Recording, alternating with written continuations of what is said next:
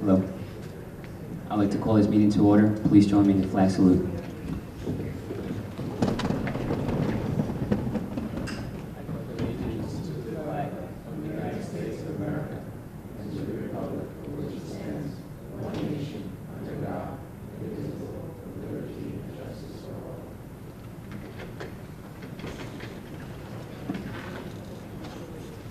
Roll call. Trustee Acosta?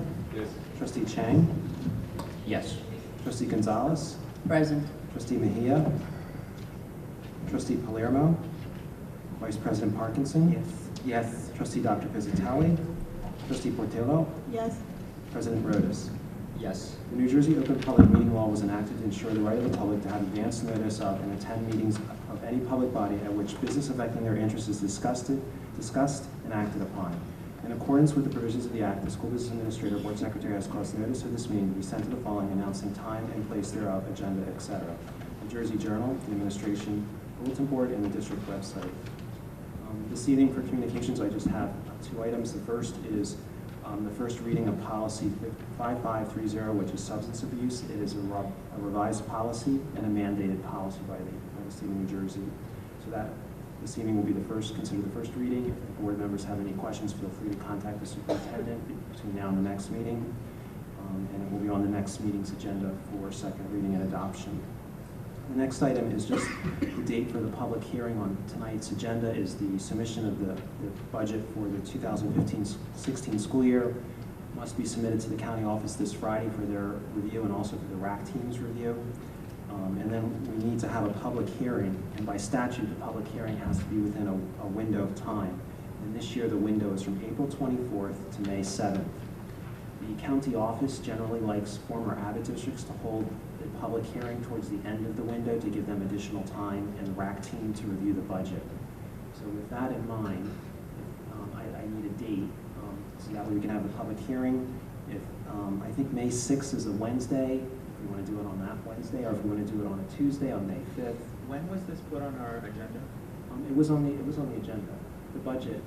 No, this part. Oh, I just added it When because was I it just put on need the I just need a date. That's all I need. agenda? When was it? I put on? today.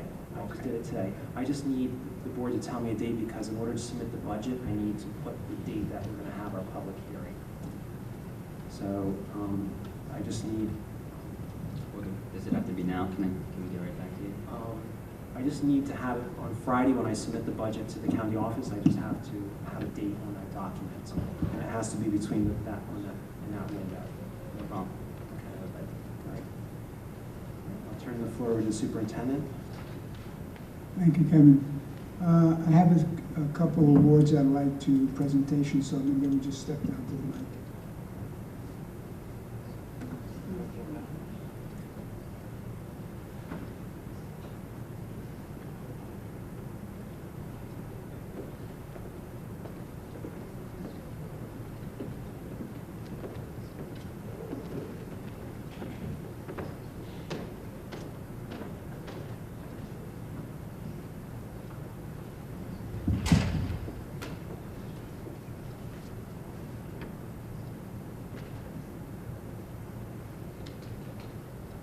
Good evening. You know, our athletic program at Memorial High School is one of the best in the state of New Jersey. When I served on the State Athletic Association Executive Committee, the halls of the State Athletic Association reek with the awards received by Memorial High School, from the national championships in baseball to a Hall of Fame national football coach, on and on. As the last board meeting, we recognized an all-state track team. Tonight we have some more awards I'd like to present to our swimming team. The Hudson County Interscholastic Athletic League Girls Swimming Rankings had a very successful year. We had the Coach of the Year, and I'd like to honor her by bringing her up, Gabriella Zara. Gabriella.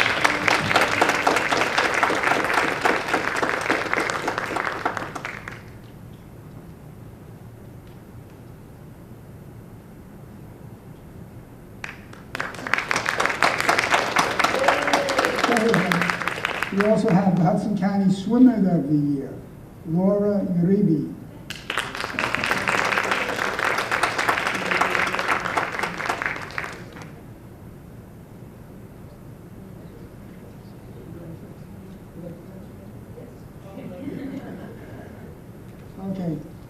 next award is another very outstanding award in a humanitarian method. I'd like to recognize Alexander Herrera. If Alexander is here, please come up here, Alexander.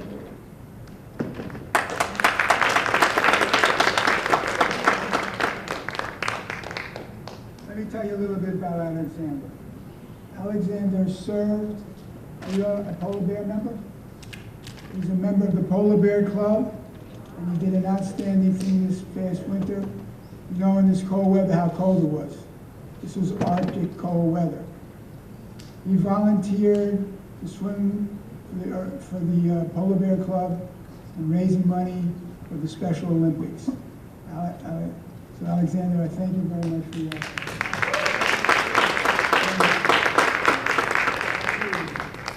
Alex would like to say a few words. Good evening, ladies and gentlemen.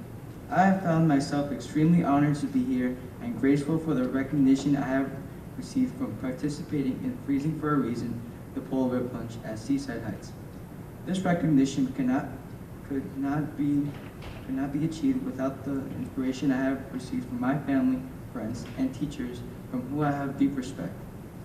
When you have a child with intellectual disabilities, you think your world is going to be closed. Special Olympics has opened a whole new world for all of them.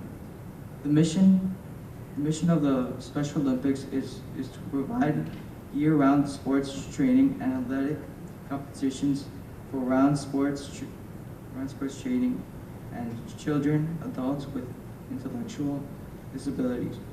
We give them continuing opportunities to develop physical fitness, demonstrated courage, experience joy, share personal skill, and friendship with their families and their fellow Special Olympics athletes and the world. As I accept this recognition on behalf of the children and the adults with intellectual disabilities, I would like to remind everybody that we are doing this today to plant a seed for the future. Thank you very much, and God bless you.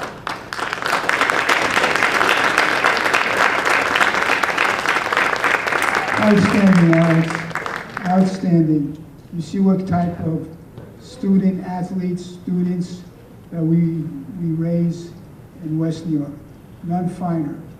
Very proud of this young man, as we are proud of all our students, and that goes out to the parents and to the teachers of the West New York School District for the day in, day out, what they're doing for our young men and women. At this time, I'd like to bring up Alina Caneo, who's going to give us a brief presentation on our alternative education program, which is one of the best in the Hudson County and one of the best in the state. We've received many, many recognitions. Alina?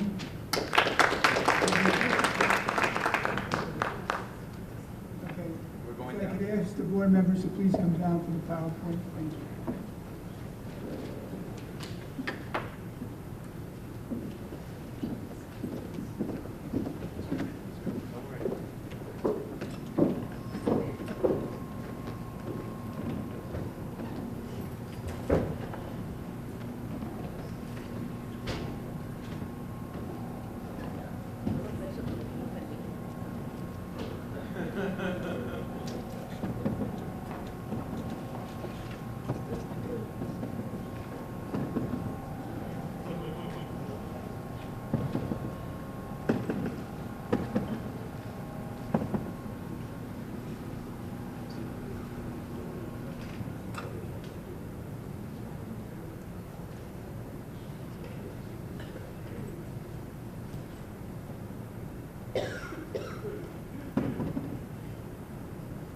Good evening. For those of you that don't know me or have not seen me before, let me just introduce myself. I'm Alina Caneo. I'm one of the assistant principals in the high school, in charge of the guidance department, but I'm also in charge of this wonderful program, the alternative program. I was asked to come here tonight to give you a brief presentation of what this program is all about. And hopefully I'll be able to answer your questions. Okay, so I'll begin by explaining the goals of the alternative program. We have three main goals in the program. One, of course, is to address the needs of those students that have fallen behind in school. Not necessarily during first grade, second grade, it could be anywhere from first to all the way up to 8th grade. At some point, the students fall behind in school, sometimes a year, sometimes 2 years. It could be as high as 3 years for various reasons. The second goal of the program is to try to put the students in a specific setting where it was going to place them back on track with their peers. And of course, the main goal is to provide that nourishment, that family atmosphere so that the students can succeed and get ahead and go back to where they initially were. So the program is basically made up of two parts. The first part is called the PrEP program. The PrEP program is housed in the middle school. Now, the students that come from the PrEP program are students that have either completed 5th or 6th grade from all the different 6 elementary schools. How are they selected? Usually the teachers reach out to the administrators, reach out to the social workers, reach out to the INRS team, reach out to the 504 team, and they pretty much voice their concerns that these students have fallen behind. Perhaps we can make them a candidate for the alternative program, for the PrEP program. So to go back to explain what the PrEP program is, I travel to the 6 different grammar schools. The administration from the 6 different grammar schools gives me information on the students that want to enter the program. And I go meet them with their parents. I do a quick interview, and we have specific number of spots available. Usually about 30 spots are available for those students. So the first part of the program is the PrEP, and that's for students that are in the grammar school that have completed 5th or 6th grade. The second part of the program is what we call the alternative program, and that program is housed at the high school. And it's open to 2 sets of groups of students. Of course, the students that complete the PrEP program enter the alternative program, and then it's open to another set of students from the middle school that have fallen behind during 7th or 8th grade. So the alternative program is twice the size of the PrEP program. So the PrEP program stands for Program for Readiness and Education Preparation. And it's intended for those students that are considered at risk. And by at risk, we can talk about cognitive, affective, economic, or social needs. So how do we find these students? Well, it's usually students that are presenting behavioral issues in school. Sometimes they have attendance issues, sometimes they have disruptive behavior. But one of the prerequisites, obviously, in the program is the age. To enter the PrEP program, you have to be 14 years old by September of the upcoming school year. And to enter the alternative program, you have to be 15 years old, which by definition, it means that you have fallen behind in school if you are 14 years old and you're still in an elementary school. Really, at 14 years old, most students are entering freshman year in high school. So, as I mentioned before, the PrEP program is housed in the middle school. It's housed in 3 adjacent classrooms. And the reason why we selected the classrooms to be right next to each other is so that the teachers can collaborate and work together. They do group projects. Something as simple as working on a bulletin board in the hallway. The students do it together, the 3 different classrooms. There's a guidance counselor assigned to these students in the PrEP program, and his office is right next to those 3 classrooms. These students receive help from a social worker pretty much on a regular basis. But at the same time, we try not to isolate the students so that they don't feel that they're not part of the building. At the same time, they're allowed to go to lunch with the rest of the 7th grade class. They're allowed to go to gym with the rest of the 7th graders. They go to their special classes like music, art, with the rest of the students. The prep program, one of the positives about the being in the prep program would be there's only 10 students in the classroom. And the reason for having 10 students is to allow the student to succeed academically, so that the teacher has really more time to address the needs of that student. To give you an idea of what their schedule looks like, it's pretty much the same as any other 7th grader in the building. They take 2 math courses, 2 language arts, social studies, science. They do their quarterly class and they go to lunch. They have to take the same 7th grade PARCC test as the other 7th graders. I mentioned that they have 1 counselor assigned to them, and I also mentioned that they have a social worker that they see as needed. The students that attend the prep program and complete it transition into the high school alternative program. And these students, again, continue to be assigned to a small classroom setting, and once they enter the high school, they are combined with the 7th and 8th graders that are entering the alternative program. So now the second phase is the alternative program, which is for 15-year-olds at the high school. This program is housed in the high school with 6 classrooms that are adjacent.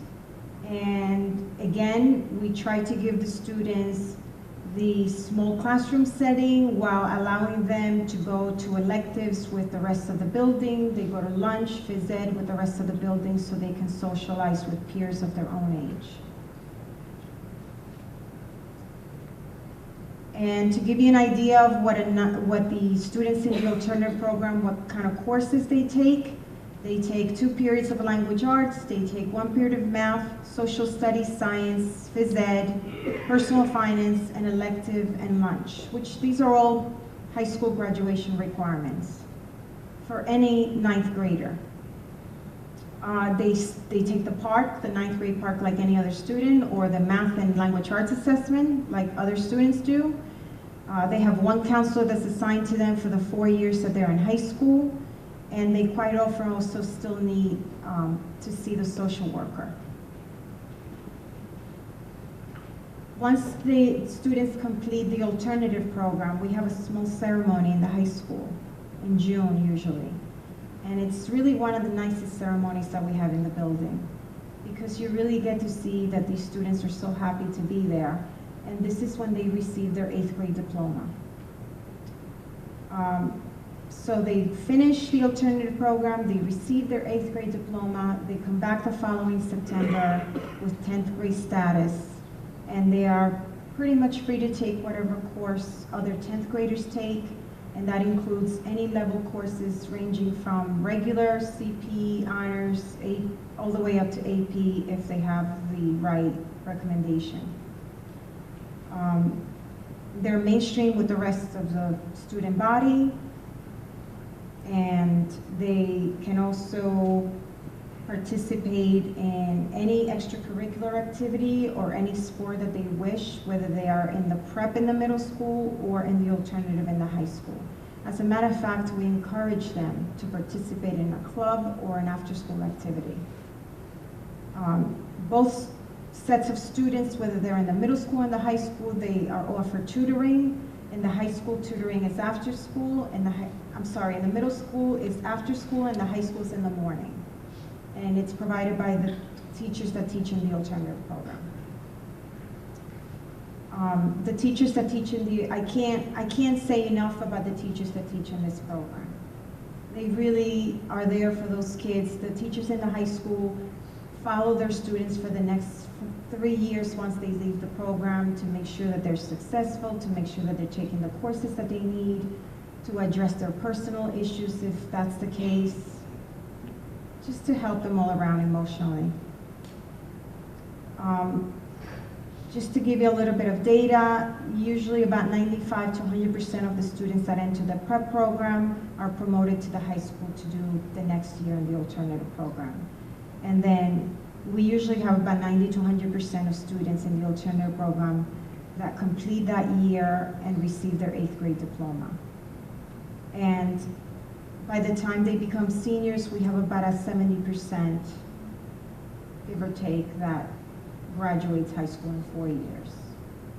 It gives them, I guess, it boosts their self-esteem. It gives them a better sense of belonging, being now 16 years old and being a sophomore in high school. It just does something to them that it changes their attitude and their behavior. And I really wanted to end this on a positive note. So I wanted to talk to you about one specific student that I always think about, especially because he just recently graduated. This student, of course, I met him back in 2010 when he applied to enter the alternative program from the middle school, and he had a really long sheet of discipline issues. He just was not being successful in the setting where he was. He entered the program. We soon realized that he was a phenomenal artist, like I could never be. We made sure we put him in some art classes. We encouraged him to join a sport. He ended up picking track. He ended up being one of the top 10 runners in the state. And last year, he graduated with a 4-year scholarship to a school in New Jersey, where he's currently going. He's happy because I still talk to him. And, you know, his life ended up being track and art, and that's what he's doing. But this is just one of the many stories. So for me, this program does have a special place because I think it does. I've seen it work. I've seen students be successful. We did also have another student who graduated recently who entered the alternative program and ended up graduating in the top 25 of the senior class. Thank you.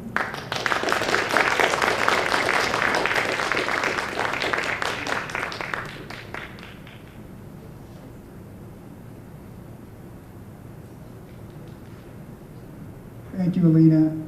This is another fine example of students at risk give a second opportunity to jumpstart their academic and social careers. Ironically, a little while ago, I got a call from the superintendent in Union City asking me about why our alternative program is so good, which is coincidental. So we know it's a second chance to most of these students. And Adam, what's a better combination than art and sports? Nothing. Nothing. Okay. I want to leave on another positive note. I have a short clip about our award-winning food services and East Coast Food Director of the Year. So Lorenzo, we have a little short clip about a little program, something that we've done with our food services in our elementary schools.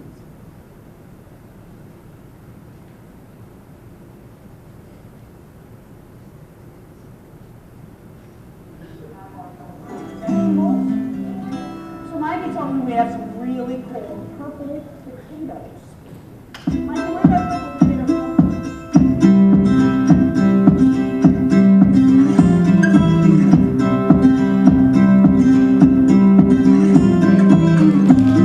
We've been working with Sal Valenza and Kim Gray of New Way Concessionaires at West New York Public Schools for over 5 years now.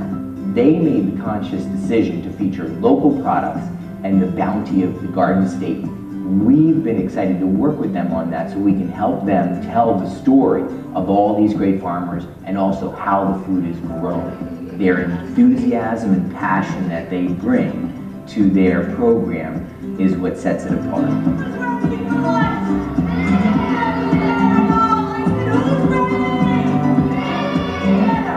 Over the past 7 years, the growth of this program has been incredible, exponential, and very, very organic. At this point, we're working with Zone 7. We're getting deliveries once or twice a week from probably 30 or 40 different farms throughout the year. And it's wonderful because we've been able to take a program that started as just bits and pieces, and we are now serving Jersey Fresh produce in our schools throughout the entire year.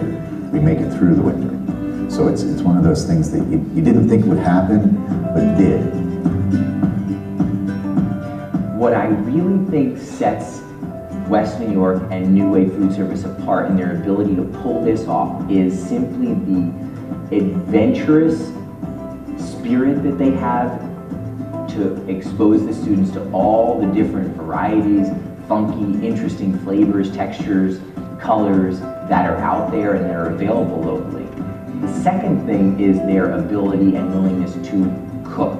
And they're so lucky to have Chef Kim Gray on their staff, and she and her cooking ability enables them to really work with a lot of different ingredients throughout the entire year. Hi guys, how are you? Broccoli, super cool. I think it's very important to teach the kids what the Garden State is. All our kids know that our license plates say the Garden State, but they don't know why.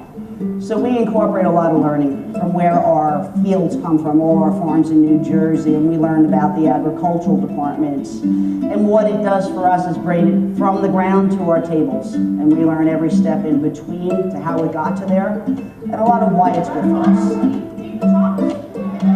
They do. I think Elvis loves me. Carrot tops. One of the funny things that the kids do is Chef Kim brings me soup every now and then, and the kids love it. So they try to bribe me with different things that they'll give me so that I can give them my soup. So it's really cute. And we did a lesson on how to follow steps, 1, 2, what goes first, next, third, and last. And they learned how to make soup that way. So it's a lot of fun. There was a day that I served peas on my serving line. I had a child come up to me and say, "I want that." And I said, "Well, what is that?" He said, "Well, I don't know." I said, "What, you don't know what it is?" He said, "It's green corn." So they had no idea what peas were. They now know what pawpaws are. They now know what beets are. They know what asparagus is. They eat things that people said to me they will never eat that. And they ask for it. And that's incredible to me, that we have little kids that are loading up on beets, they're loading up on broccoli, they're loading up on cauliflower. And that's because it's become part of the culture in this school. Never would have happened without the partnership between Zone 7, New Way, and the West New York schools.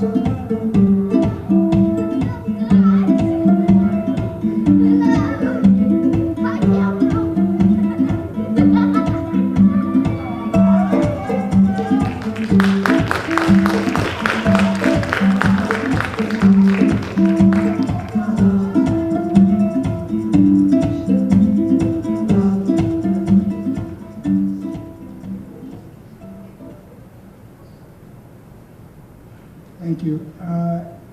Is Mr. Rio or any of the teachers here that participated in this video? Okay. But I invite the board members to stop by any one of our cafeterias and have lunch, and you can see what has taken place. Because I've been in these cafeterias where kids, instead of eating junk food and candies and so forth, try to have a little cherry tomato. It's a marvelous job that Chef Kim and Sal do it for our school district. They go above and beyond. I have one other report. I think the board members should stay in their seats. I have Robert Sanchez come up to report on violence and vandalism report.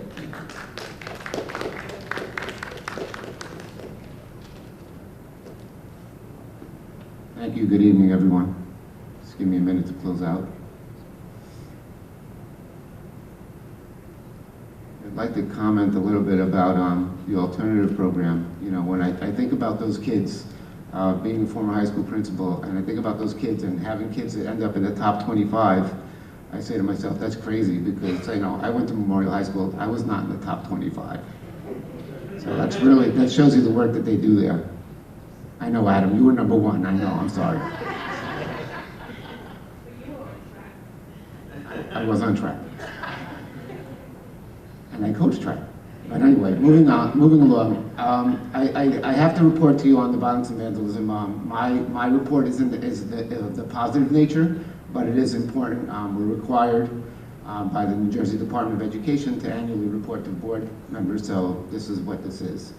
So the district collects and reports annually all incidents of violence, vandalism, substance abuse on the EVVRS system. The district reports to board members all incidents of the previous year.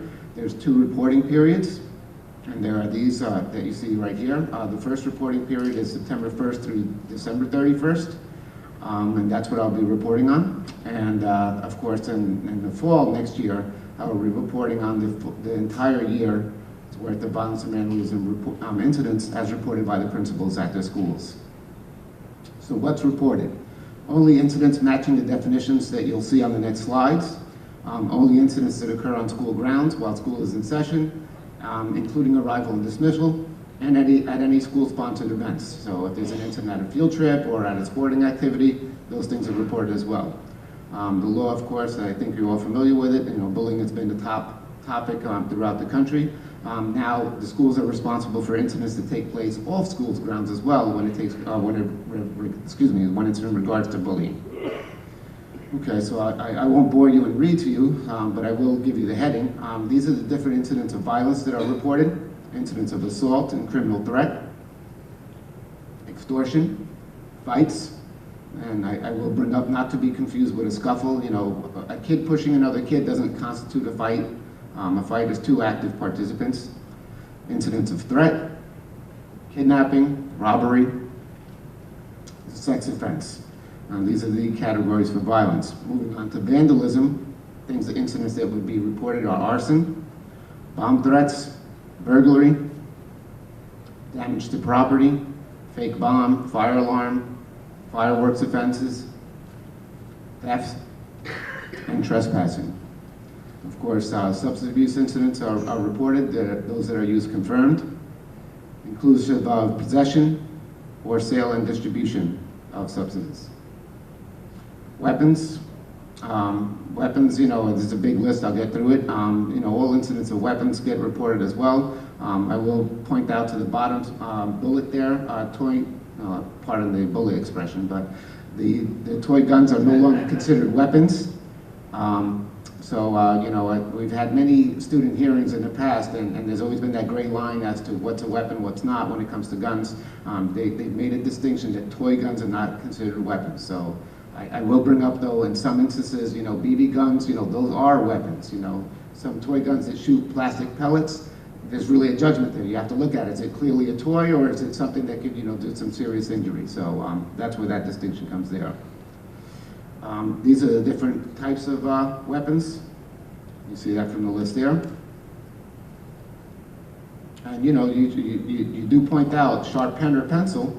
You know, well, how's it being used? I mean, clearly all of our kids sharpen their pencils for math class, but if a pencil is used to cause injury, then obviously it was being used as a weapon, and it would be reported as such.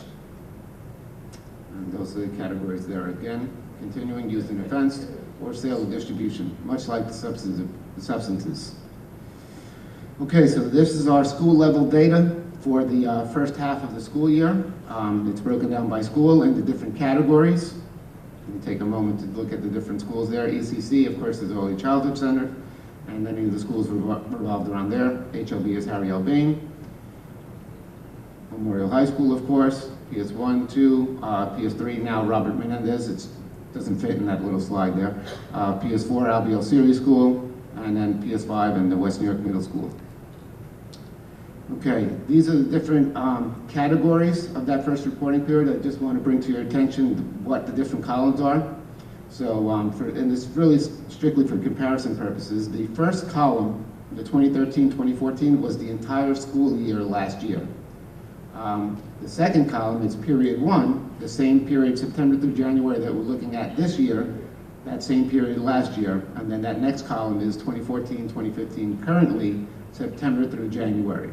So the comparison neck to neck is the period 1s for both those columns. If you look at the total for the previous year, you'll see more or less where we're at and what pace we're on. So you can see the difference here for example, in the first category, for violence inclusive of fights, last year for the same time period from September to January, we had 2. This year we've already had 4 incidences, so you'll see there's a positive 2 difference. And then you see the different categories there, vandalism, weapons, substance abuse, and HIV, which are the bullying incidents. We did have a little bit of a spike in comparison last year, more bullying incidents that were confirmed this year. Okay, vandalism, there were no incidents with cost to the district. You can see the different action taken, police reports, filed, in-school suspensions, which we've pretty much eliminated. You know, we don't really have in-school suspensions in our schools anymore. We used to have an in-school suspension in the high school, but we've taken care of a lot of those incidents with Saturday detentions now. So we really don't do much of that. Out-of-school suspensions, now, when you look at these numbers, you have to keep in mind, the out-of-school suspensions that are reported here are those based on these categories. So it's not that, you know, a kid that has excessive uniform violations that gets suspended, he won't appear in this report. It's only the ones that violated the incidents that were in the previous slides. And then student offender and victims information. Just take a moment to, if you can absorb that. Program provided upon disciplinary action. Basically, this is home instruction for these students that are out for more than 5 days based on you know, suspensions or these types of incidents. And then lastly, well, what do we do with this information? Well, every year, of course, whenever I compile this data, I pass it along to the principals, and they meet with their respective administrative teams and social workers and climate committees to discuss what trends and what's going on in their schools and what they can do to improve. Something that's taken place the last couple of years. We started to have a couple more BB gun weapon offense incidents in the last 2 or 3 years. We've met with the police department, and some of the things that we've done at the elementary school level is had assemblies with the police department where they would show them the arms and speak to them about, you know, the importance of not bringing these types of weapons to school, that BB guns are considered weapons. And these are some of the things that we've done that I think has been helpful in reducing the amount of students bringing inappropriate things to school. And that's all I have for you. Thank you very much.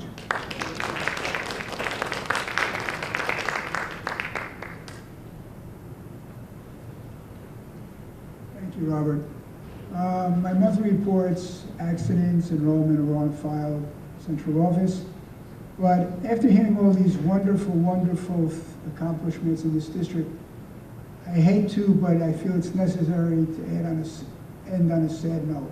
We have a young little girl, first grader, public school, #1, who I visited this past week, who's battling a brain tumor. She spent most of this year in Hackensack Hospital. Her mom, parents have slept overnight, 24/7 with this young little girl.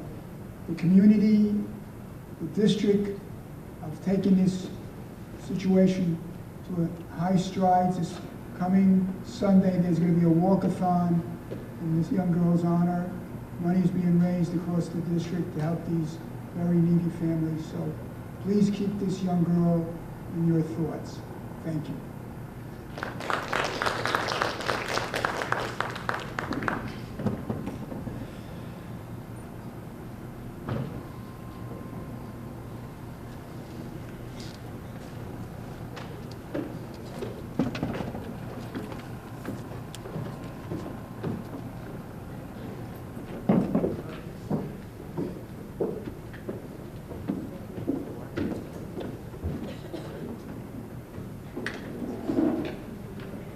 And one more comment. If you haven't seen it yet, this is the last weekend for our high school play, the drama club, presenting Little Shop of Horrors. Thank you. Mr. Parkinson, can you please display your beautiful shirt? That's our Cecil B. DeMille of the Western Board of Education. But Mr. Hempel does an outstanding job. Please, if you have an opportunity to go to see this play, you're going to walk away in awe. Thank you. Mr. Superintendent, and Mr. President, could I say a few words about that? Absolutely, sir. Yes, you may. I really want to congratulate our Memorial High School Drama Club. They really did an exceptional job. And I'd also like to thank Trustee Acosta and our Assistant Superintendent, Ms. Herrera, for being supportive of the Drama Club. Thank you.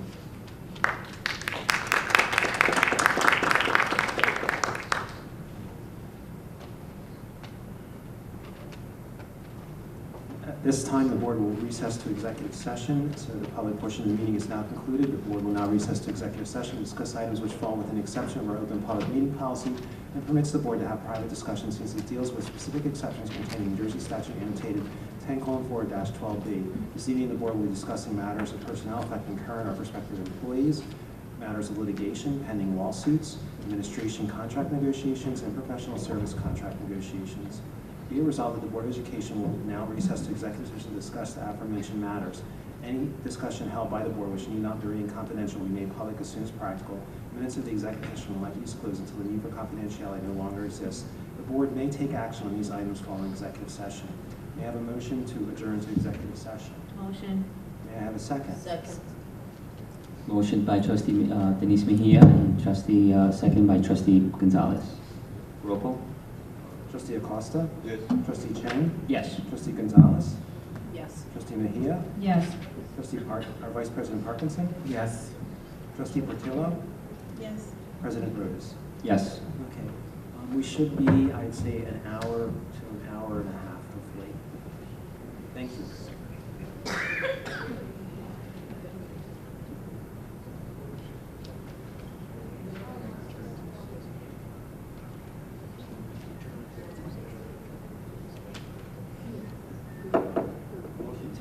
Motion to adjourn to adjourn to executive session and reconvene in public session. Second. Sorry, who made the motion? I heard the second. Who made the motion? Okay, so Mr. Acosta. Trustee Acosta? Yes. Trustee Chang? Yes. Trustee Gonzalez? Yes. Trustee Mejia? Yes. Vice President Parkinson? Yes. Trustee Portillo? Yes. President Rhodes? Yes. Mr. President, I wanted to respond to a question that I was asked in executive session. I used my little smartphone here to get the regulation. So I want to share with the board Regulation 6A:23A 6.3A1. It says as follows: no school board will vote upon or award any contract in the amount of $17,500 or greater to any business entity which has made a contribution reportable by the recipient under 19:44A1 to a member of the district board during the preceding one-year period. It goes on to say other things too, but that's the key language. So let me translate that into English. If during the past 12 months an entity made a donation of more than $300, that's what a reportable contribution is, more than $300, to any candidate for the Board of Education who won and is sitting here, then that entity may not receive a contract from the board in excess of $17,500. This has nothing to do with who may vote on it or who may not vote on it. The entity may not receive the contract. So the board will be considering some professional appointments tonight. If any of them whom the board is considering made a donation of $301 or more to any candidate, they may not receive the contract from the board. Clear? One question is the name of the person or the name of the organization? Either. The way the law works here is that anybody who owns 10% or more of a company who makes a donation, that is considered to be a donation of the company. Yeah, so this donation is to some organization, and this organization running the campaign. Is not to the name of the person going to Doesn't matter, either way. Either way.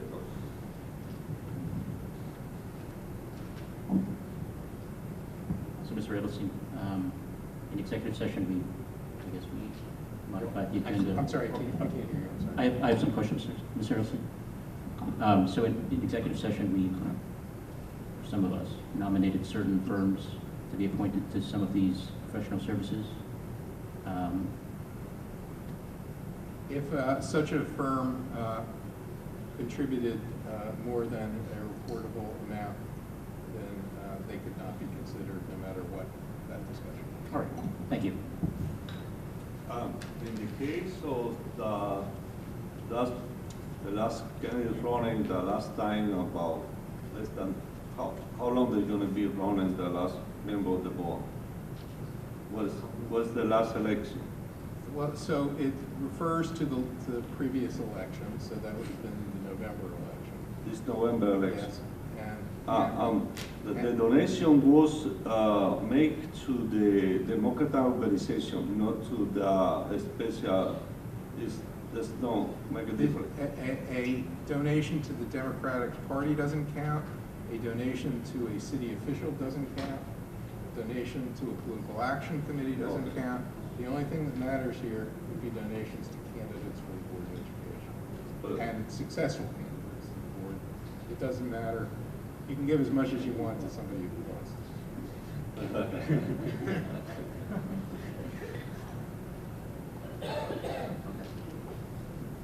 Okay, there's some changes to the agenda tonight. I'll try to go over the changes. The superintendent is withdrawing item 1.14, which is the authorized use of competitive contracting for organizational structure review services. Also, the superintendent is withdrawing item 6.32, which is FMLA leave for employee number 1738. The superintendent is withdrawing item 6.48, which is a transfer, and item 5.3, which is a disciplinary settlement, and item 2.10, which is the Early Childhood Advisory Committee. Also being withdrawn from the appointments, the professional appointments, is R2, which is the general counsel, and R4, which is the auditor. So those are the items that are being withdrawn from the agenda this evening. Kevin, what was the second one that you said? R4 and R2. From the very beginning. It was Oh. 1.4, then what was the No, second? 1.14, 6.32, 6.48, 5.3, and 2.10. R2 and R4. Okay, thank you. I'll just mention to the board that there is one add-on for a field trip that came in, I think today it was, for tomorrow's teachers to, for the students to attend Harvard University. So that was added to board docs today, but it's a field trip for 25 students to go to Harvard on April 16th, just for your information. The following items will be removed from the consent agenda. All the appointments that are left will be removed from the consent agenda. Item 1.2, which is approval of minutes. 2.6, the West New York School District Tech Plan. 2.7, the Common Core implementation. 5.1, which is the next meeting, board meeting date. And 5.2, the second reading and adoption of bylaws. At this time, before the board votes, I guess we need to open the floor for board for, or I'll ask first if there's any board member comments on any items on the agenda, anything at all for any board member on any item. I'm sorry, I apologize, but I think it was necessary to pick either May 5th or May 6th as the date for the budget meeting. Does that have to be picked at this meeting? Yes.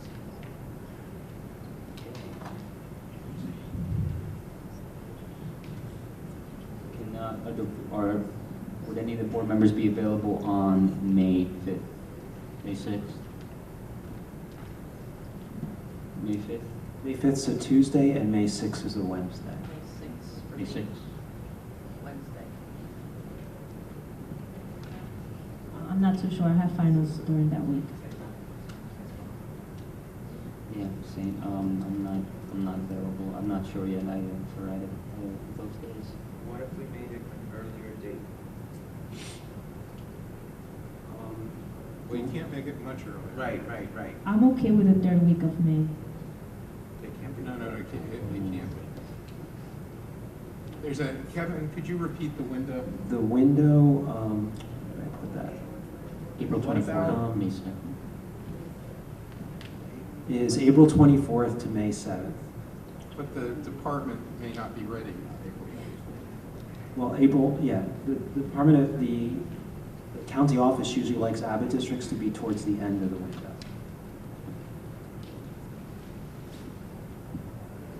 This isn't something we could get back to. Here's the problem, you have to advertise, there's advertisement that has to go on here, so if you wait until the end of April. Well, I mean, like, wait, by the end of this week, we will have an answer as to what dates would be more convenient for everyone. 5th and 6th.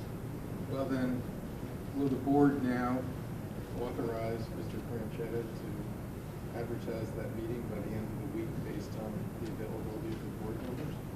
I would think that makes it a little bit easier than right now.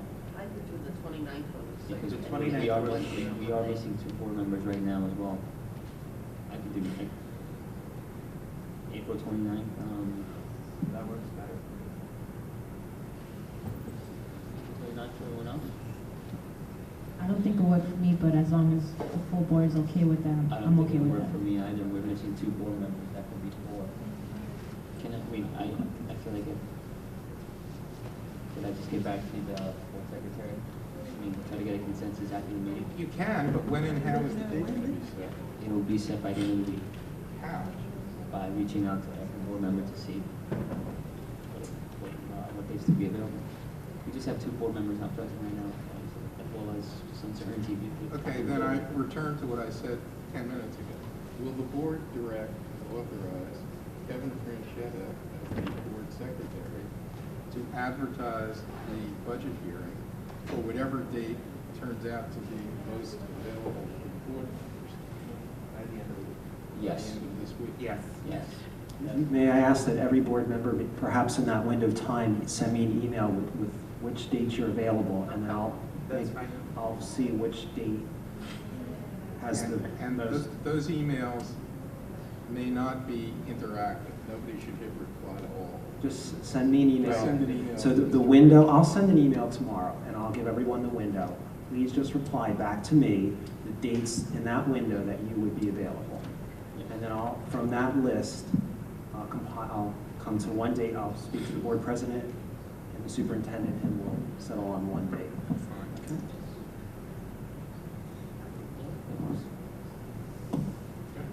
Okay. Okay, so are there any questions by any board members on any items on the agenda before we open the floor for public comment on agenda items solely? All right, seeing none, at this point, we'll open the floor for public comment on agenda items solely. So in accordance with West New York Bylaw 0167, public participation in board meetings adopted April 22nd, 2009, each participant should be limited to 3 minutes in duration. Is there anyone who wishes to address the board on items on this evening's agenda? If so, please approach the microphone. We have translation services here for anyone that needs them. Okay, seeing no one, we'll continue on with the agenda at this point. I guess the easiest thing is probably first to approve all the items on the consent agenda that have not been, everything that's left over, I guess, in essence, that is not going to be voted on separately. So may I have a motion? Motion. Second. Motion made by trustee Parkinson, second by trustee Gonzalez. Roll call. Trustee Acosta? Yes. Trustee Chang? Yes, and abstain on 1.3. 1.3. Okay. Trustee Gonzalez? Yes. Trustee Mejia? Yes, but I would like to abstain on 1.5, 1.8, and 5.6, please. Vice President Parkinson? Yes. Trustee Portillo? Yes, and I will also abstain on 1.3. 1.3. Okay. And President Rose? Yes. Okay. Now we'll go down the agenda. The first item is 1.2, which is the approval of minutes. May I have a motion? Motion. Second. Motion by trustee Parkinson, seconded by trustee Mejia. I'm Roll sorry, call. isn't the first item R1? Well, I was going to do the ours R's that were last. not separated. It doesn't. We already did the others. We just approved. The consent agenda with items that were not removed. Now you're doing the other. That's correct. Yeah, I'll do the R's after. I was going to do the R's after. Do it in the order. Okay. Do we need We're not voting on what we, You're now voting on the items that were removed from the consent agenda. right, but there was just a motion and a second made. With the people who made the We were motions going out of withdraw? order. It was out of order. Okay, so that doesn't matter. Right. Okay. All right, so we're going to handle the reorganization items. So the first one is architect. Motion. The architect that was chosen by the board is Netta. Yeah. So, and can we have a motion? Motion. Okay, and a second? Second. Motion by trustee Gonzalez, seconded by President Rodas. Roll call. Trustee Acosta? Yes. Trustee Chang? No. Trustee Gonzalez? Yes. Trustee Mejia? Abstain. Vice President Parkinson? Abstain. Trustee Portillo? Yes. President Rodas? Yes. 4 yeses, 1 no, 2 abstention. The motion carries. The next one is item R3, since R2 has been withdrawn. And R3 is the workers' comp attorney, and the board suggestion was Woodridge. Motion. Second. Motion by President Rodas, seconded by trustee Gonzalez. Roll call, please. Trustee Acosta? Yes. Trustee Chang? No. Trustee Gonzalez? Yes. Trustee Mejia? Abstain. Vice President Parkinson? Abstain. Trustee Portillo? Yes. President Rodas? Yes. 4 yeses, 1 no, 2 abstention, the motion carries. Item R4 has been withdrawn. Item R5, which is the construction engineer, which is Remington. Motion. Second. Motion by trustee Acosta, seconded by trustee Rodas. Roll call, please. Trustee Acosta? Yes. Trustee Chang? No. Trustee Gonzalez? Abstain. Trustee Mejia? Abstain. Vice President Parkinson? Abstain. Trustee Portillo? Yes. President Rodas? Yes. 3 yeses, 1 no, 3 abstentions. Motion. The motion carries. The next one is item R6, which is construction management, which is Cummings. Motion. Motion. Motion. Second. Motion made by trustee Gonzalez, seconded by trustee Portillo. Roll call, please. Trustee Acosta? Yes. Trustee Chang? No. Trustee Gonzalez? Yes. Trustee Mejia? Abstain. Vice President Parkinson? Abstain. Trustee Portillo? Yes. President Rodas? Yes. 4 yeses, 1 no, 2 abstention, the motion carries. Item R7, which is environmental remediation. The suggestion is Mazer. Second. Motion by trustee Acosta, seconded by trustee Gonzalez. Roll call, please. Trustee Acosta? Yes. Trustee Chang? No. Trustee Gonzalez? Yes. Trustee Mejia? Abstain. Vice President Parkinson? Abstain. Trustee Portillo? Yes. President Rodas? Yes. 4 yeses, 1 no, 2 abstentions. Let me get this far with writing my sheets out, so give me a second here. We're up to R8, which is the OTPT, and the suggestion is occupational therapy. Motion. Second. Motion made by trustee Parkinson, seconded by trustee Gonzalez. Roll call, please. Trustee Acosta? Yes. Trustee Chang? Abstain. Trustee Gonzalez? Yes. Trustee Mejia? Yes. Vice President Parkinson? Abstain. Trustee Portillo? Yes. President Rodas? Yes. 5 yeses, 2 abstention, the motion carries. R9 is the school physician, and the recommendation recommendation was Codell. Motion, please. Motion. Second. Motion by President Rodas, seconded by Trustee Mejia. Roll call, please. Trustee Acosta? Yes. Trustee Chang? Yes. Trustee Gonzalez? Trustee Mejia? Yes. Vice President Parkinson? Abstain. Trustee Portillo? Abstain. President Rodas? Yes. 5 yeses, 2 abstentions, the motion carries. And the final reorg item is R10, which is school psychiatrist, which is Dr. Ruiz. Motion, please. Motion. Second. Motion by President Rodas, seconded by Trustee Gonzalez. Roll call, please. Trustee Acosta? Yes. Trustee Chang? Yes. Trustee Gonzalez? Yes. Trustee Mejia? Abstain.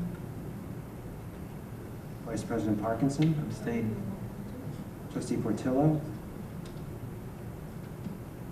Trustee Portillo? I'm sorry. This is for school physician, Dr. Ruiz. I thought we just did it. The school No, that was the psychiatrist. School doctor. So this is our 10. School, So I abstain. I'm sorry, school psychiatrist. Abstain. Abstain, okay. And President Rodas. Yes. 4 yeses, 3 abstentions, the motion carries. Okay. Excuse me. Okay. Now to item 1.2, which is approval of minutes. A motion, please. Motion. Second.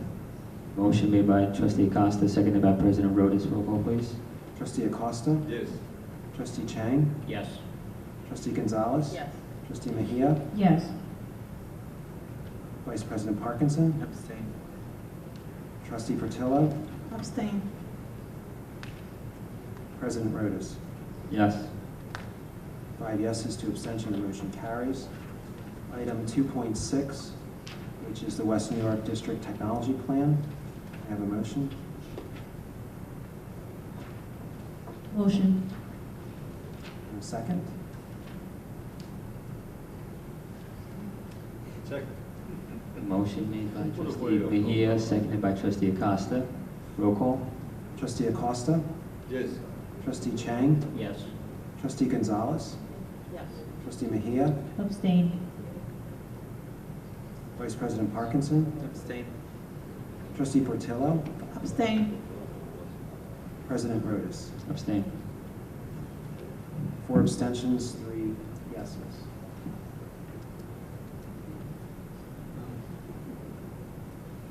Does the motion carry? There are 3 yeses and 4 abstentions. This is,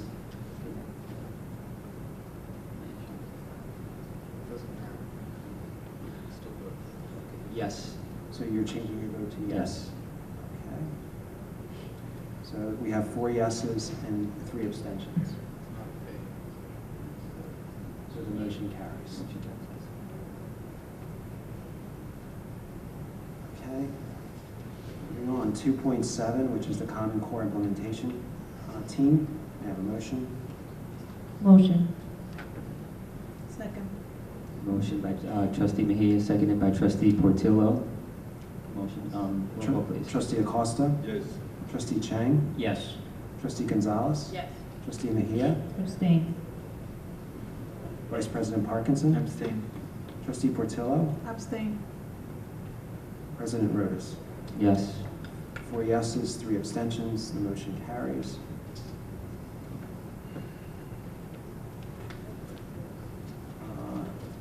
Next item is 5.1, which is the next board meeting date.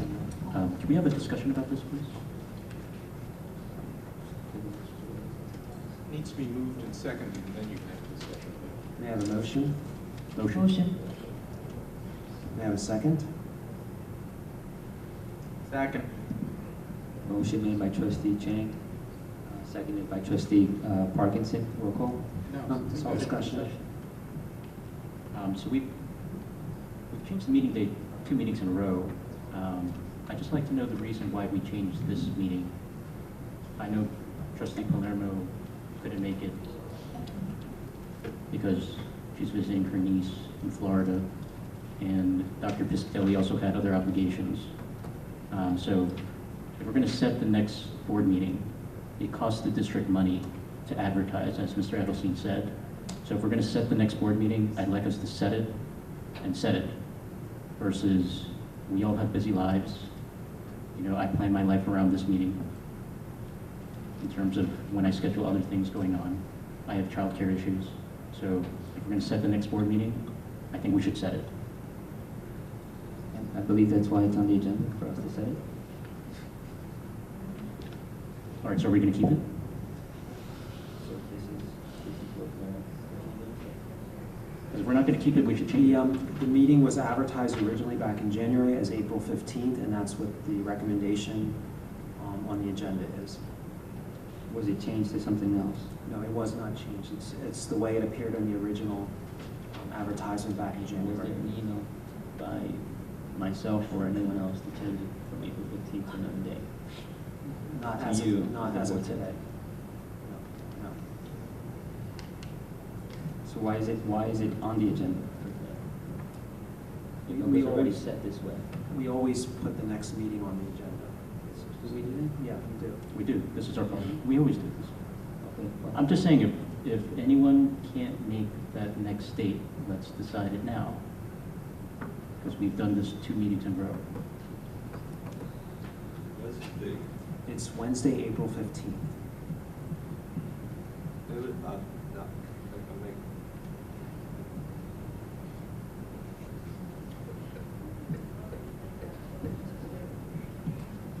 Okay, let's call for a vote. Trustee Acosta, For what? to vote on the next board meeting date is April 15th. No. Your vote is no. Trustee Chang, Yes. Trustee Gonzalez, No. Trustee Mejia, Yes. Vice President Parkinson, Abstain. Trustee Portillo, Yes. President Rodas.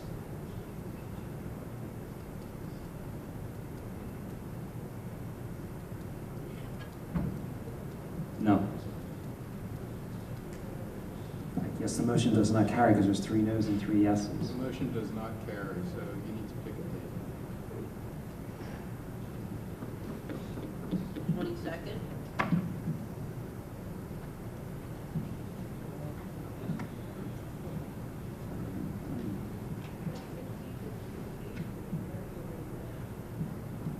What now? Sounds good to me. 5.1. Wait, are we talking about the 22nd of April? 22nd. I don't think I'll be available then. But if you guys, if the majority's there, then I'm okay for it. Just letting you guys know. I will go for the 8th.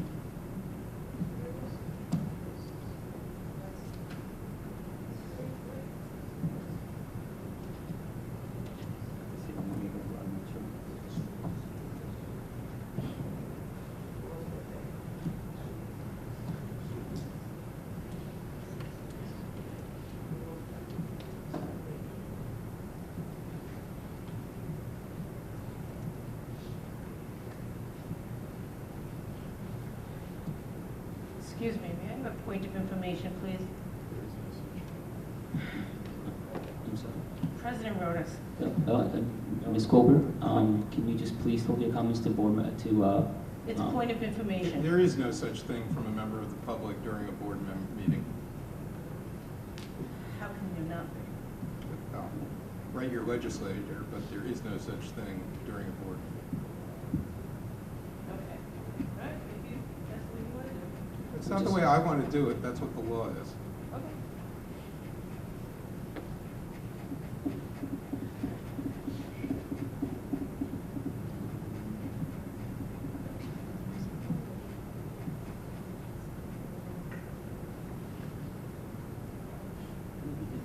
We just moved it down to the next meeting. And we're trying to figure out when. Mr. Rose is in April. No, that's for the April 8th works for me. 22nd? April 8th. Oh, April April 8th. Is that the I can't make April Yeah. 8th. That's fine.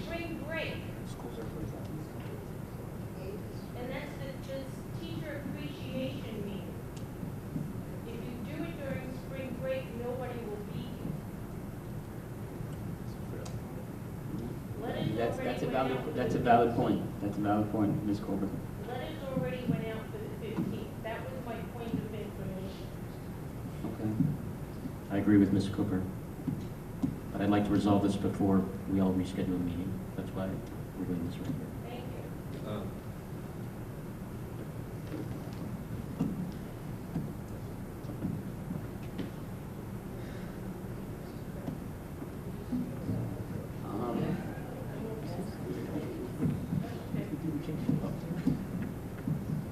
Well, can the majority of the board make it?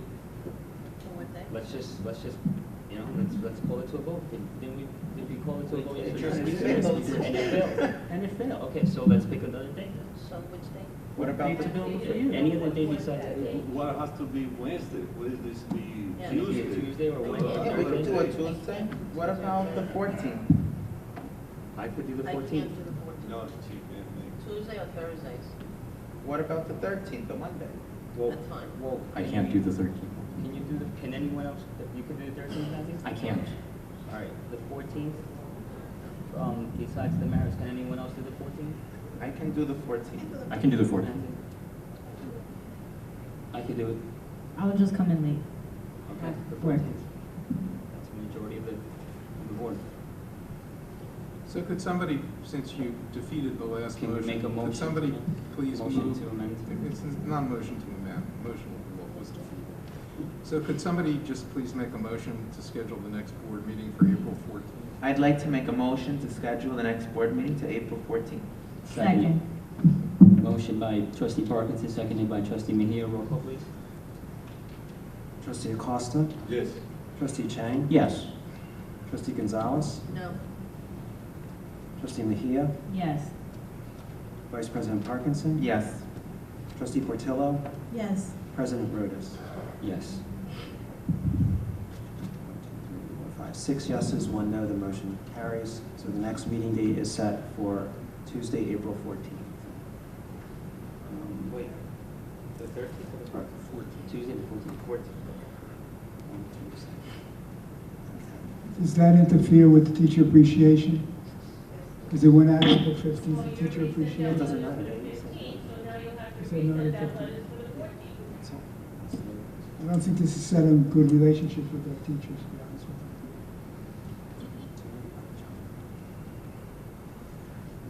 you. Okay, the next item that was removed was item 5.2, which is the second reading of the bylaw. I'd like to make a motion to divide the question.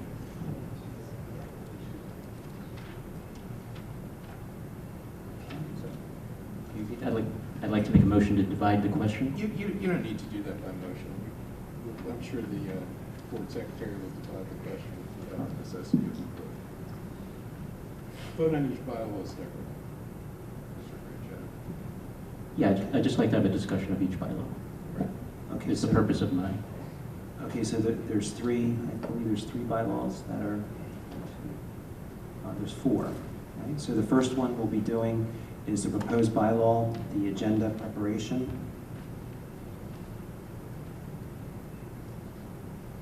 And advanced delivery of the meeting materials.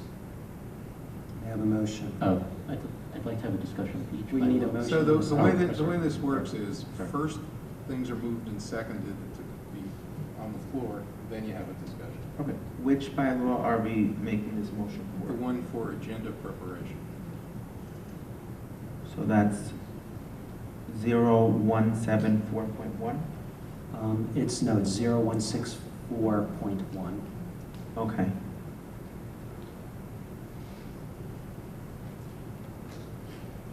Motion.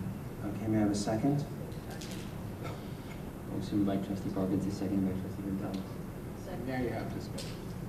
This is, I just want to be clear, this is the proposed policy on agenda preparation, advanced delivery of meeting material? Yes. So what is the purpose of this? Because this seems substantially similar to our existing policies. It already states in 164 that board members are to receive the agenda prior to the meeting, so I'm not sure what the point of this. May I help out here? Sure. 99% of school districts in New Jersey have a policy which you did not have, which provides that the superintendent and the board president confirm preparation of the agenda. I'm told that historically you used to have such a policy, but that it was changed. This would change it to put you in conformity with what almost all school districts do. All right, so, I'm looking, so this is, we're going to call this 0164.1? Is that what we're calling this? Yes. This is ancillary questions at 0164 with conduct of board meeting. Previously, and this is in relation to the first paragraph of this proposed policy, in the current 0164 in the agenda, it says the superintendent, in consultation with the administrative cabinet, shall prepare an agenda of items of business to come before the board at each meeting. My reading of this change is that we're no longer having the administrative cabinet as part of setting the agenda. No, the superintendent can confer with anybody you want in setting the agenda. But why are we removing this from the bylaws? I'm just going to repeat myself. We're bringing this bylaw into conformity with what most school districts' bylaws on this topic look like. All right. The superintendent always has the right to consult with other members of the administration. So, but my question is, why are we removing this specifically from the bylaws? I've answered it twice, Mr. Chang. I'm not going to answer it again. All right. I mean, is there a citation of a statute of where this is coming from? I'm finished.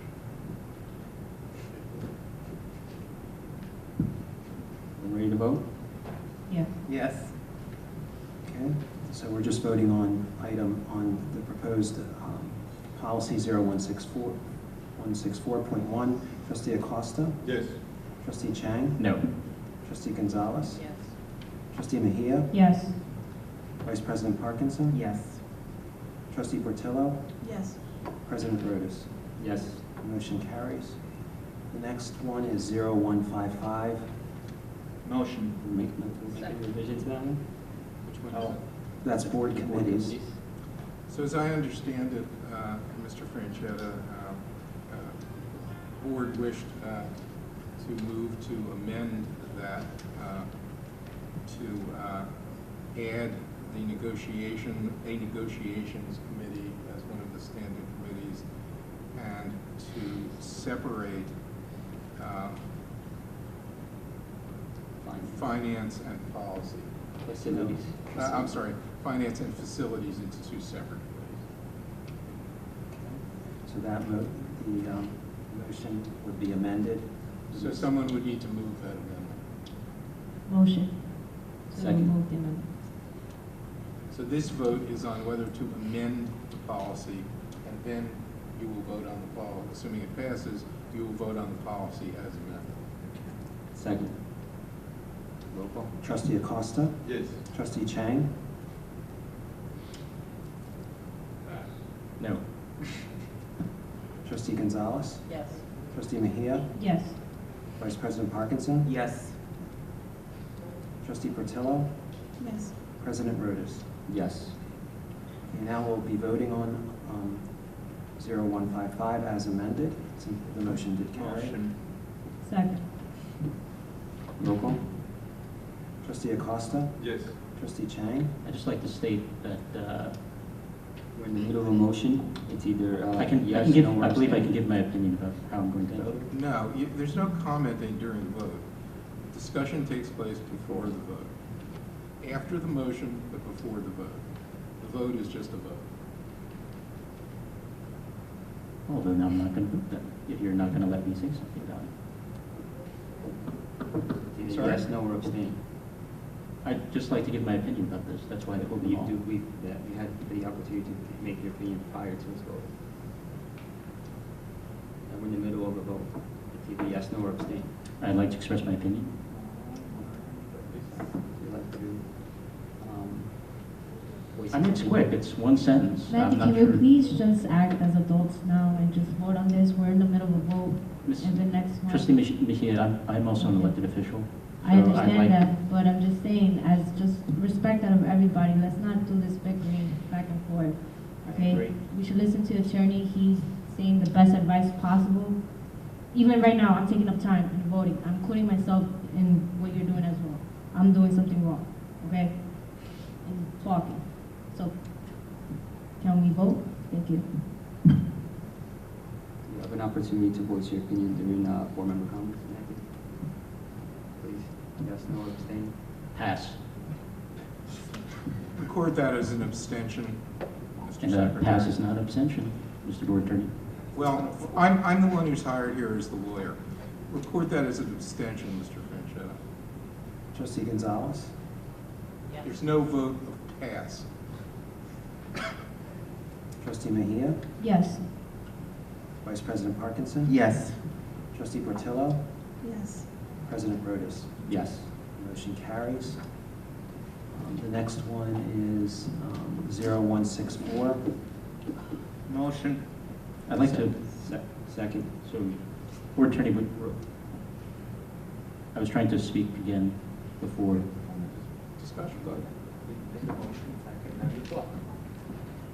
I'd just like to reiterate my objection from earlier, that changing this bylaw is specifically removing the administrative cabinet from the agenda, and I don't think this is proper, frankly. And it's not cited by any statute, by the way. Roll call. Trustee Acosta? Yes. Trustee Chang? No. Trustee Gonzalez? Yes. Trustee Mejia? Yes. Vice President Parkinson? Yes. Trustee Portillo? Yes. President Rodas? Yes. Motion carries. And the last one is 0171. Motion. Second. Roll call. Trustee Acosta? Yes. Trustee Chang? No. Trustee Gonzalez? Yes. Trustee Mejia? Yes. Vice President Parkinson? Yes. Trustee Portillo? Yes. President Rodas? Yes. The motion carries. And I believe there's one other that we have to do. That's my list. 5.6, item 5.6, which is motion to rescind legal fees. May I have a motion? Motion. May I have a second? Second. Trustee Acosta? Yes. Trustee Chang? No. Trustee Gonzalez? Yes. Trustee Mejia? Abstain. Vice President Parkinson? Yes. Trustee Portillo? Yes. President Rodas? Yes. The motion carries. I believe we got everything. Did I miss anything, or? I think you got it all. Okay, at this time, we'll open the floor for public comment on any item, on anything, any topic. Oh, sorry. Is there anyone who wishes to address the board?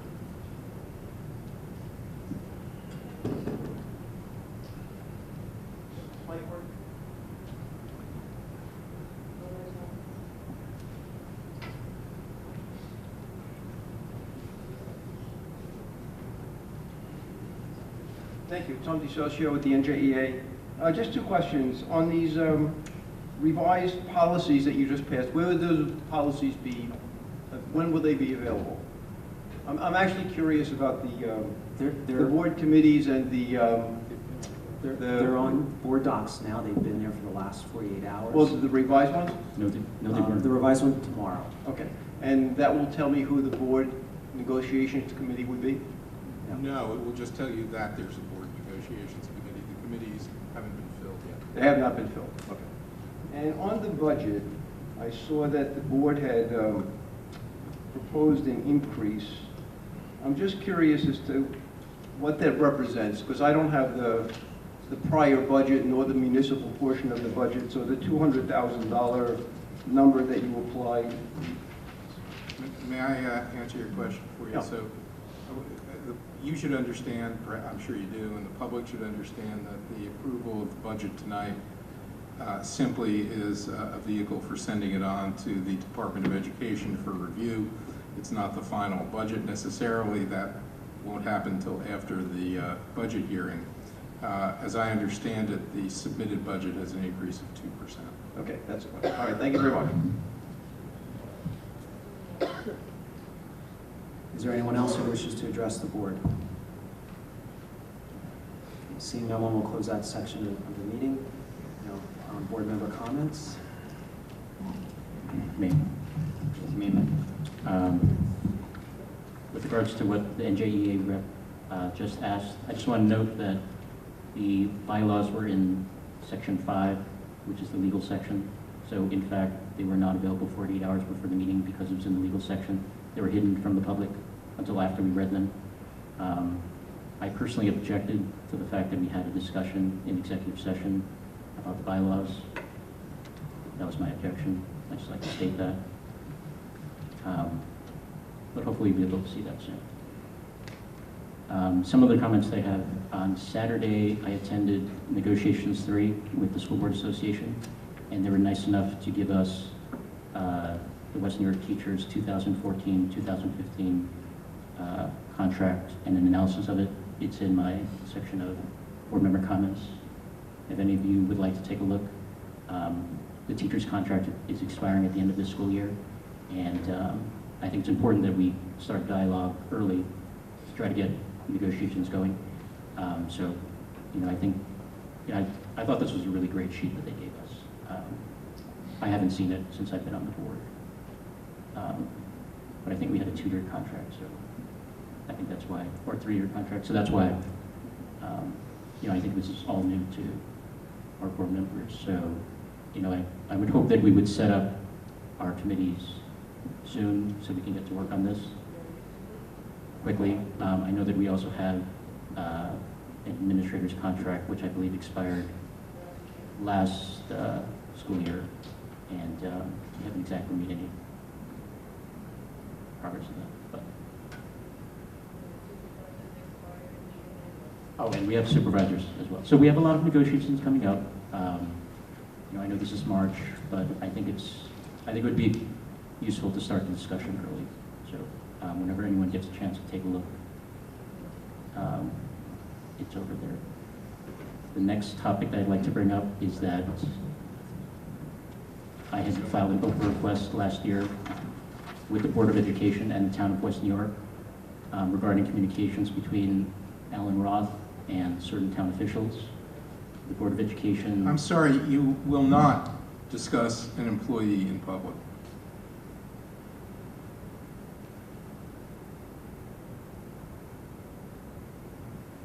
Well, I will not let you subject this board to the liability that results from your discussing an employee in public. All right. Well... Now, there's no well.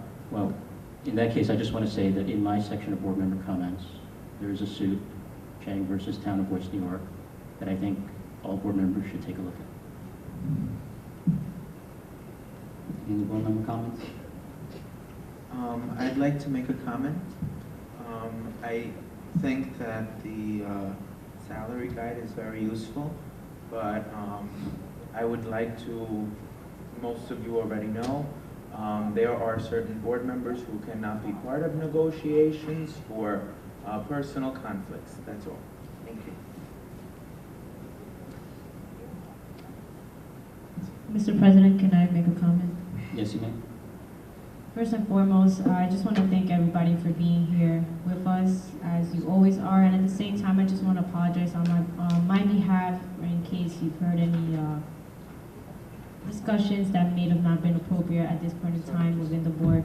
But at the same time, I just want to say from the presentation of Ms. Lina Mendoza, it was very informative. It's nice to see that so many students from the prep program as well as the alternative program have been able to succeed. That's always great to hear success stories, especially from West New York, and that's something great that we should always take account and at the same time praise, because those are our students and they're our future.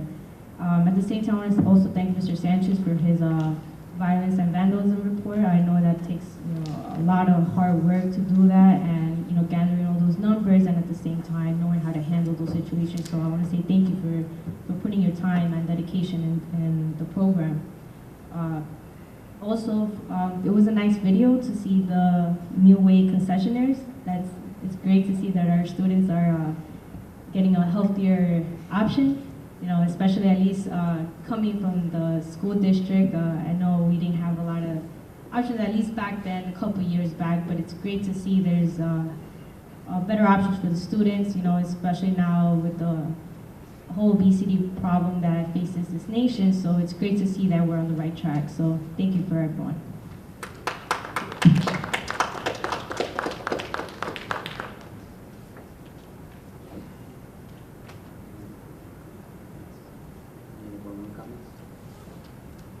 Well, first and foremost, I want to wish everyone a happy St. Patrick's Day. Recently, at our town St. Patrick's Day celebration yesterday, the town awarded Michael Higgins and Kathleen Giancumbo Irish Man and Woman of the Year. I thought that they deserve a round of applause. I also wanted to mention that on February 26th was our Memorial Homecoming Dance. Although I was not able to attend the dance, I know Trustee Parkinson and Trustee Piscatelli attended.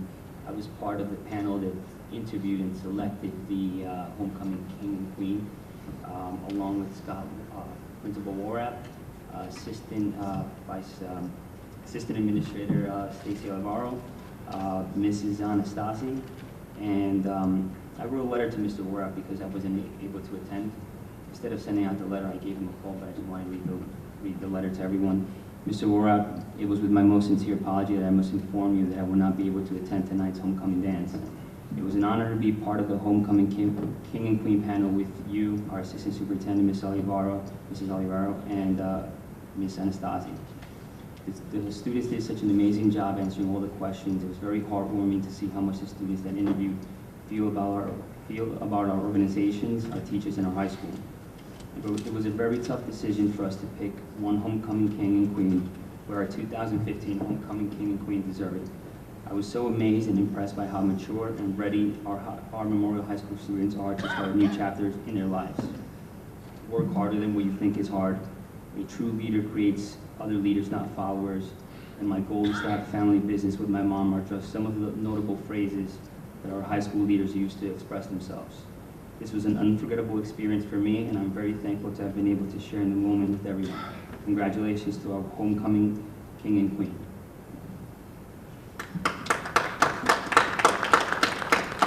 And just one last thing, I also wanted to mention that this is Women's History Month. This month highlights the many contributions of women to advancing history and contemporary society. I want to thank all the strong women in our community, the school district, mothers, grandmothers, teachers, and administrators for playing such a big role in creating the infrastructure that has helped our school district reach new heights. Thank you.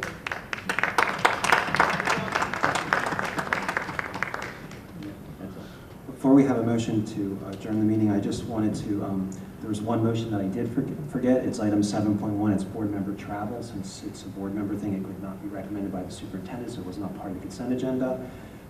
So it's just travel for Mr. Chang to attend New Jersey School Board's workshop on March 21st. May I have a motion? Motion. May I have a second? Roll call, please. Trustee Acosta? Nope. Trustee Chang? Abstain.